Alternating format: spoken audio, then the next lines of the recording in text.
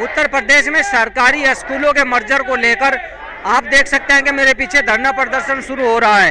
तो ये वो लोग हैं शिक्षा जो समाज में बांटते हैं, यहाँ पर सभी शिक्षा देने वाले अध्यापक पहुँचे हैं। तो इनका इकट्ठा होने का कारण क्या है, जो मर्जर स्कूल है उस पर इनकी क्या राय है, पुरानी पेंशन पर इनकी क्या राय है, वही हम लोग जानने के लिए यहाँ पर पहुँचे हैं। बहुत से शिक्षक यहाँ पर खड़े हैं। आखिर समाज सुधारक जिसको कहा जाता है वो शिक्षक होता है। शिक्षक ही अगर मैदान में उतरेंगे तो उसका कुछ कारण होगा, तो वो कारण क्या है वही हम यहाँ पर जान लेते हैं। मैडम, जो आप लोग इकट्ठा हुए हैं यहाँ पर धरना प्रदर्शन कर रहे हैं, नारेबाजी कर रहे हैं, तो क्या वजह है? सर, ये जो आप भीड़ देख रहे हैं, ये जो जन सैलाब देख रहे हैं, ये सैलाब है देश के उन क्रांतिकारी व्यक्तियों को जिन्हें समाज शिक्षक के नाम से जानता है, जो वास्तव में समाज में सिर्फ एक शिक्षा की दिशा देने का काम कर रहा है। और यह दिशा है हर उस व्यक्ति के हक की जिससे उसका हक छीना जा रहा है। हम एक ऐसे देश में हैं जिसने 100 साल की गुलामी के बाद अंग्रेजों से आजादी पाई और आज अपने ही देश के राजतंत्र के हाथ फिर से गुलामी की जंजीरों में जकड़ रहे हैं। ऐसे अनावश्यक आदेश हमारे ऊपर थोपे जा रहे हैं, ना जिन्हें हमारा विभाग, ना जिनके लिए वो अपनाए जा रहे हैं, जैसे कि हम शिक्षक, हमारे बच्चे, हमारे घर परिवार, कोई भी उन्हें अपनाने के लिए तैयार नहीं है। वो कारण क्या है वो तो बता दीजिए। वही कारण मैं आपको बता रही हूँ। ऐसा कारण कि सबसे बुढ़ापे की लाठी जो कर्मचारी देश की सीमा की सेवा कर रहा है, जो पुलिस बल देश के आंतरिक मामलों में सुरक्षा कर रहा है, जो शिक्षक देश को शिक्षा दे रहा है, सबसे उनके पेंशन की लाठी छीन ली गई। हमें कोई, अगर आज मेरी मृत्यु यहाँ पे हो जाती है तो उसके बाद मेरे परिवार को सपोर्ट करने वाला कोई नहीं होगा। और वो सत्ताधारी पक्ष, वो नेता जो बैठे हैं संसद में, उन्हें 4-4 पेंशन, हम अपनी 30-30 साल की सेवाएं देते हैं और उसके बाद हमारे पास क्या बचता है? कुछ नहीं, खाली हाथ घर। ऐसी नीतियां, जो चीजें सही थी उन्हें बिगाड़ा जा रहा है। हमारे विद्यालय घर घर तक बच्चे के पास शिक्षा पहुंचेगी, उनके पास स्कूल पहुंचेगा। आप लोग ओपीएस को लेकर के प्रदर्शन कर रहे हैं ना? जी, हमारा ये प्रदर्शन ओपीएस को लेकर और सरकार की उन नीतियों को। आप ये बताइए, ओपीएस मांगने वालों को ही खत्म किया जा रहा है। विद्यालयों का मर्जर यानी कि हमारी आवाज कम कर देना। आपने अभी पूछा एक साथी से कि अब आपकी आवाज, आपने तो धरना पहले भी दिया था, हुआ क्या? ठीक है, हमारे पास संख्या बल है और वही हमारी ताकत है। हम यहाँ से लेकर संसद तक लड़ेंगे, पर इस संख्या बल को कम करने के लिए कितना अच्छा फंडा हमारी सरकार ने निकाला कि विद्यालय बंद कर दीजिए। ये भी उसी नीति के तहत है। हमारी आवाज को दबाने की कोशिश की जा रही है, हमारी आवाज को तोड़ने की और बांटने की कोशिश की जा रही है, जो हम नहीं होने देंगे। मैडम, ये बताइए, जो स्कूलों का मर्जर हो रहा है जिसको लेकर के आप लोग आवाज उठा रहे हैं, तो इसमें आप क्या कहना चाहते हैं? अप्रत्यक्ष रूप से ये सीधी सी गवर्नमेंट की एक चाल है कि हमारे विद्यालयों को बंद करके वो हमारी आने वाली युवा पीढ़ी के लिए जो सीटें हैं उनको ये एक तरीके से कम कर रहे हैं और ये सोच रहे हैं कि हमारा संख्या बल इससे कम होगा, हम लोग बोल नहीं पाएंगे। लेकिन ऐसा नहीं होगा और हम लोग अपने अधिकारों के लिए आवाज़ उठाएंगे। और जो ये अनावश्यक नए जो हम पर ये प्रयोग कर रहे हैं उनको हम स्वीकार नहीं करेंगे। आप केवल युवा पीढ़ी को देख रहे हैं कि युवा पीढ़ियों के लिए सीट कम हो जाएगी, छोटे छोटे बच्चों के बारे में कोई नहीं बोल रहा कि उन्हें आने जाने में दिक्कतें होंगी? छोटे छोटे बच्चे जो हैं उनके बारे में सरकार को पढ़वाना ही कहाँ है हम लोगों से? उनके बारे में सरकार सोच ही कहाँ रही है?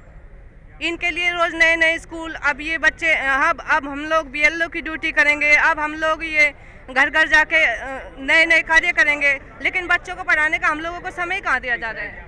देखिए, और भी कुछ लोग हैं, उनसे बात कर लेता हूँ। अभी यहाँ पर जो है उनकी मांग है ओपीएस को लेकर के, स्कूल जो मर्जर हो रहे हैं उनको लेकर के। आप क्या कहना चाहेंगे, बताइए इस बारे में।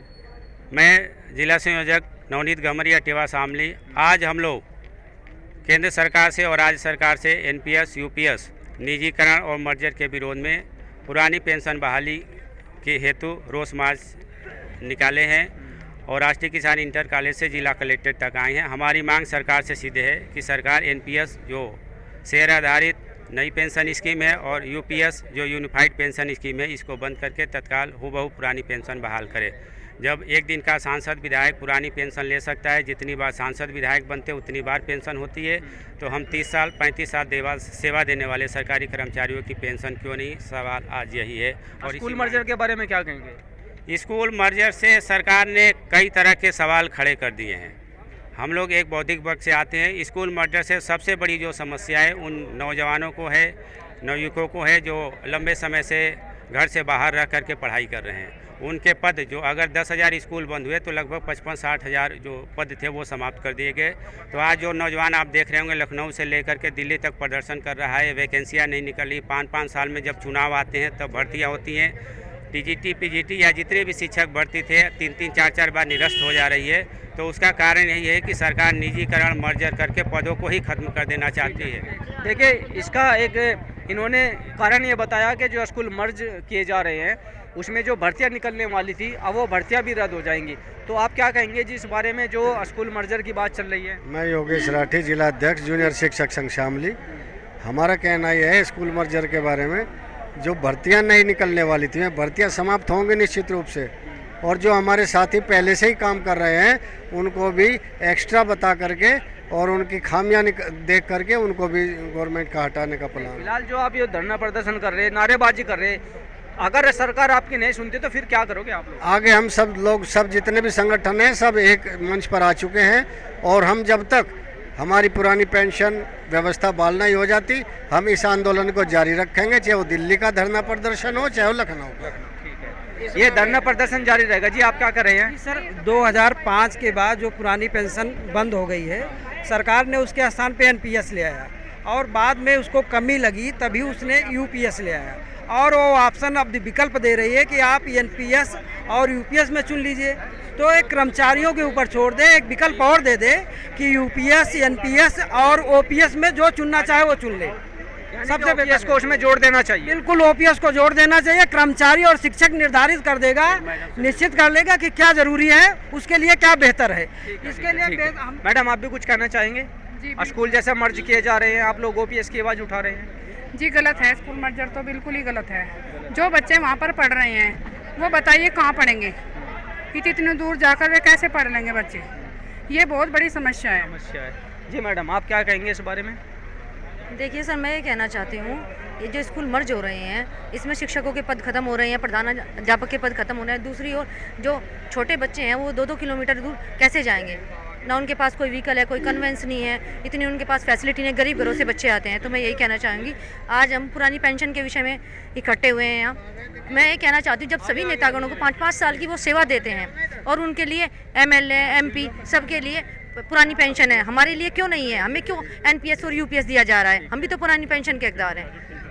देखिए, जो शिक्षा देने वाले अध्यापक है वो यहाँ पर पहुँचे थे, उन्होंने यहाँ पर एसडीएम साहब को ज्ञापन दिया है और अपनी मांग रखी है कि यहाँ पर जितने भी जो सरकार स्कूलों को मर्जर करने की बात कर रही है या फिर जो ओपीएस है उसको बहाल करने की इनकी मांग है, उसी के लेकर के यहाँ पर जो ज्ञापन है ये लोग यहाँ पर देने के लिए पहुँचे। एसडीएम महोदय थोड़ा उनसे बात कर लेते हैं। सर, ये जो संगठन के अधिकारी हैं ये एक आवाज़ लेकर के आप लोगों के पास पहुँचे हैं, इनकी मांगे हैं कि ओपीएस बहाल हो, सरकार जो स्कूलों को मर्जर कर रही है उस पर कार्यवाही हो। तो आपके पास एक ज्ञापन लेकर के पहुँचे हैं, शायद ये पहले भी कई बार ज्ञापन दे चुके हैं, तो आपने कितनी बार सरकार का इनका ज्ञापन पहुँचाया? क्या उधर से कुछ मिला निर्देश? हम लोगों के पास जो भी ज्ञापन आ रहा है, जो भी संगठन अपनी आवाज़ पहुंचा रहे हैं, उस ज्ञापन को हम सरकार तक पहुंचा देते हैं। जैसा कि आज भी ज्ञापन दे रहे हैं तो इसको भी हम सरकार तक पहुंचा देंगे। सर, आप सरकारी कर्मचारी हैं, मैं सिर्फ ये जानना चाहता हूँ कि ओपीएस, ओल्ड पेंशन बहाल होना आप लोगों का भी जीवन है, आप भी सरकारी दायरे में आते हैं, क्या ओपीएस इन लोगों की मांग का जो दायरा है मांगने का वो सही है या नहीं है? सही या गलत के विषय में मैं कुछ नहीं कह सकता हूं, क्योंकि वो अपने अलग पॉइंट्स हैं, लेकिन जो भी मांगे हैं उनको हम शासन तक पहुंचाने का कार्य करेंगे। ठीक है सर। देखिए, जो एसडीएम महोदय हैं वो इन लोगों के बीच में पहुंचे थे, इन्होंने अपनी मांग का जो ज्ञापन है वो सक्षम अधिकारी के माध्यम से उच्च जो मंत्री हैं और हमारे प्रदेश के मुख्यमंत्री हैं उन तक पहुंचाने का काम किया है। सरकार तक ज्ञापन पहुंचता है, मांगों पर सरकार को संज्ञान लेना है, लेकिन क्या मांगे पूरी होगी या नहीं ये तो आने वाला समय तय करेगा। शामली से अपने सहयोगी दीपक के साथ अमित शर्मा, न्यूज़ 24।